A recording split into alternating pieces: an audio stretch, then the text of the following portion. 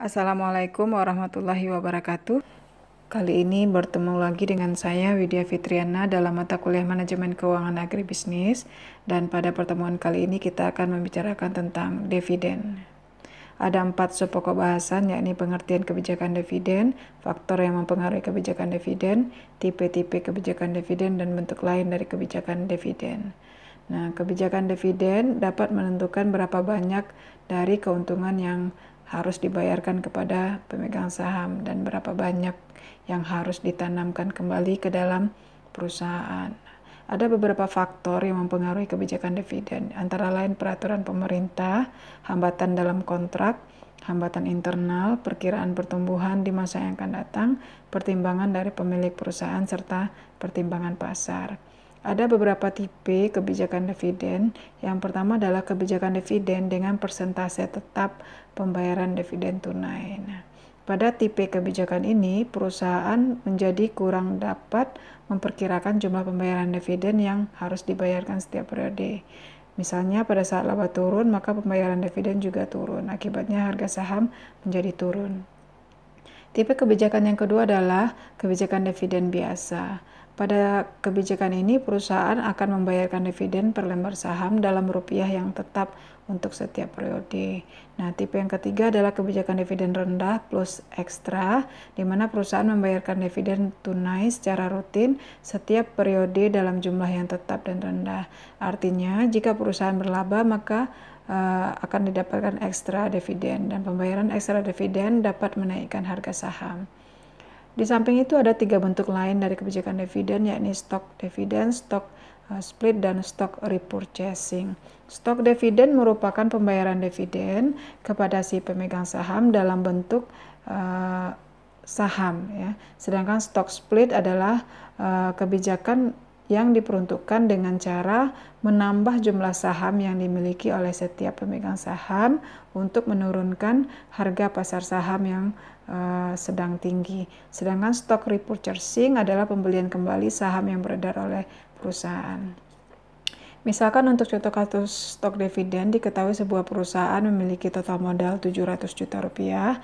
Ini terdiri dari saham preference 50 juta, kemudian saham biasa sebesar 200 juta, yaitu dari 100.000 lembar saham dengan nilai pari 2.000 per lembar, kemudian agio saham 300 juta, dan laba ditahan sebesar 150 juta.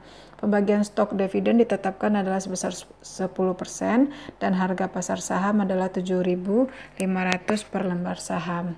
Dengan demikian, maka pada pencatatan akuntansi, kita dapat menghitung nilai stok dividen sebesar 10%, yaitu 10% dari 100.000 lembar saham, kemudian dikalikan dengan 7.500 per lembar saham, sehingga didapatkan nilai stok dividennya adalah 75 juta rupiah.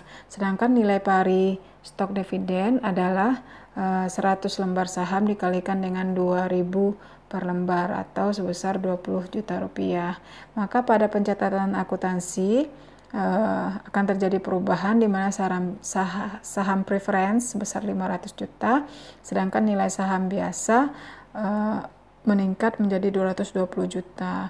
Hal ini dikarenakan adanya peningkatan jumlah lembar saham menjadi 110.000 lembar dikali dengan 2.000 nilai pari.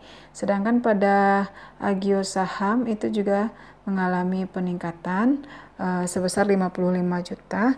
Nah, ini didapatkan dari 10.000 lembar saham dikali dengan 7.500 dikurang 2.000, sehingga didapatkan peningkatan agio sahamnya adalah sebesar 55 juta. Sedangkan untuk laba ditahan, karena sudah dibagikan dalam bentuk dividen sebesar 75 juta, maka laba ditahannya dalam pencatatan akuntansi menjadi 75 juta. Dengan demikian, total modalnya adalah sebesar 700 juta rupiah. Stok dividen bertujuan untuk menahan kas agar bisa menambah modal kerja atau untuk melakukan ekspansi usaha. Selain itu juga stok dividen dilakukan untuk mengatasi kesulitan likuidasi, karena apabila likuiditas perusahaan kurang dari 10%, perusahaan menjadi tidak liquid. Dan yang ketiga, stok dividen dapat meningkatkan pertumbuhan perusahaan karena modal sendiri tidak berubah sebelum dan sesudah stok dividen. Yang keempat adalah untuk menjaga agar pasar saham tidak terlalu tinggi sehingga investor-investor kecil juga bisa ikut dalam membeli saham. Nah, stok dividen juga mengakibatkan kerugian bagi perusahaan, yakni perusahaan terpaksa mengeluarkan biaya administrasi untuk mencetak saham, sedangkan bagi pemegang saham dapat menurunkan pendapatan per saham, tidak mengubah pendapatannya, dan tidak menaikkan kekayaan pemegang saham. Kebijakan lain dari dividen adalah dengan melakukan stock split. Nah, pada stock split, satu saham lama akan ditukar dengan 2 lembar saham yang baru, di mana nilai saham yang baru adalah setengah dari nilai saham yang lama.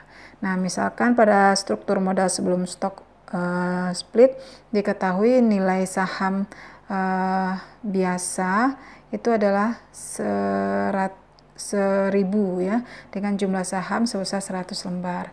Nah, kalau perusahaan melakukan stock split, maka saham biasa nominalnya akan turun setengahnya menjadi 500, sedangkan jumlah sahamnya meningkat menjadi 200 lembar.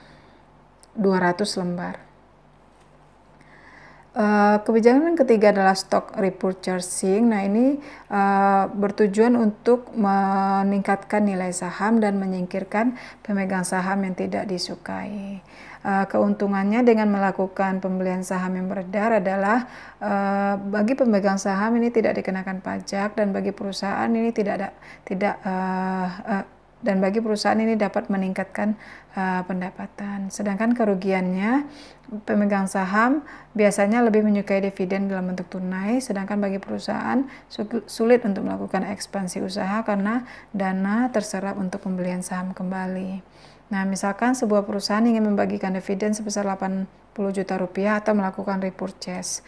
Nah, PTX ini memiliki laba yang tersedia bagi pemegang saham sebesar 100 juta rupiah dan jumlah saham yang beredarnya adalah 400 lembar ya. Di sini kita bisa hitung nilai earning per share atau EPS, yakni sebesar 100 juta dibagi dengan 4.000 lembar saham atau sebesar 250 per lembar. Nah, bila harga pasar saham per lembarnya adalah 5.000, maka PE rasionya menjadi 5.000 dibagi dengan 250 atau sebesar 20. Kalau perusahaan ingin membagi dividen, maka pemegang saham harus membayar pajak dividen yang ia terima. Jumlah dividen yang diterima adalah 80 juta dibagi dengan 400.000 lembar saham atau sebesar 200 per lembar saham. Nah, kalau perusahaan melakukan repurchase dengan harga 5.120, maka saham yang dibeli kembali menjadi 15.625 lembar saham, yakni dari rasio antara dividen sebesar 80 juta dibagi dengan harga repurchase saham, itu sebesar 5.120. Dengan demikian maka sisa saham beredar menjadi menurun ya, dari 400.000 lembar menjadi 354.375 lembar ya. Sedangkan nilai EPS meningkat menjadi 260.000, yaitu 10 juta dibagi dengan 354.375 lembar. Dengan demikian maka PE rasionya tetap 20 dan harga pasar saham menjadi naik sebesar 5.200. Oke, kira-kira itu materi yang bisa saya sampaikan tentang topik dividen. Kita lanjutkan dengan sesi tanya jawab. Terima kasih. Assalamualaikum warahmatullahi wabarakatuh.